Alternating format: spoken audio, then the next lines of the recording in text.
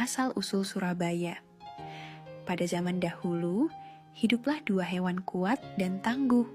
Seekor hiu besar bernama Sura dan seekor buaya besar bernama Baya. Keduanya terus-menerus bertarung, memperebutkan wilayah kekuasaan, menyebabkan air menjadi bergelombang dan keruh. Hewan-hewan lain merasa terganggu dan mencoba mendamaikan mereka, tetapi tidak berhasil. Hingga suatu hari, karena merasa lelah, Sura berkata, "Baya, aku mulai lelah dengan permusuhan kita. Bagaimana kalau kita membagi wilayah kekuasaan agar bisa hidup damai?" Baya menjawab, "Boleh saja. Tapi bagaimana pembagiannya?" Sura menjelaskan, "Aku menguasai perairan dan kamu menguasai daratan. Batasnya adalah tempat sejauh mana air laut mencapai daratan saat pasang." Baya setuju? Cukup adil. Baiklah, aku setuju. Sejak saat itu, mereka hidup tenang di wilayah masing-masing. Sayangnya, perdamaian itu tidak berlangsung lama. Diam-diam, Sura melanggar kesepakatan dan mulai mencari mangsa di sungai, wilayah kekuasaan Baya. Ia melakukannya secara sembunyi-sembunyi, namun Baya akhirnya mengetahuinya.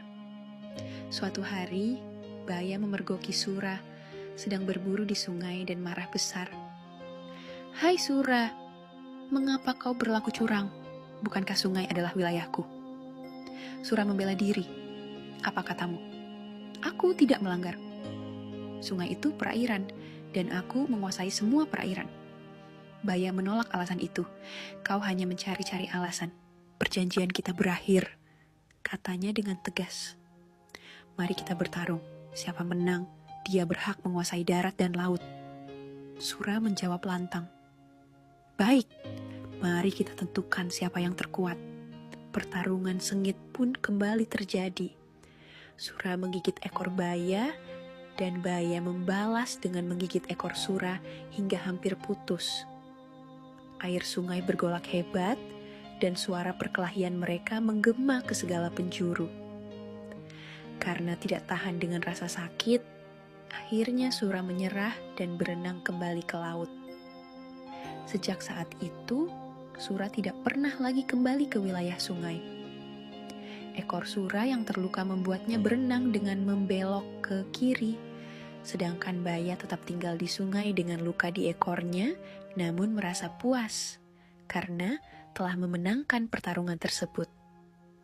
Perkelahian antara Sura dan Baya disaksikan oleh penduduk sekitar yang merasa takjub akan kekuatan mereka. Untuk mengenang peristiwa tersebut, warga menamai daerah itu dengan gabungan nama keduanya, Sura dan Baya. Maka lahirlah nama Surabaya, kota yang kini menjadi ibu kota Provinsi Jawa Timur. Nama ini menjadi simbol keberanian dan kekuatan, seperti yang ditunjukkan oleh dua makhluk legendaris itu dalam kisah mereka.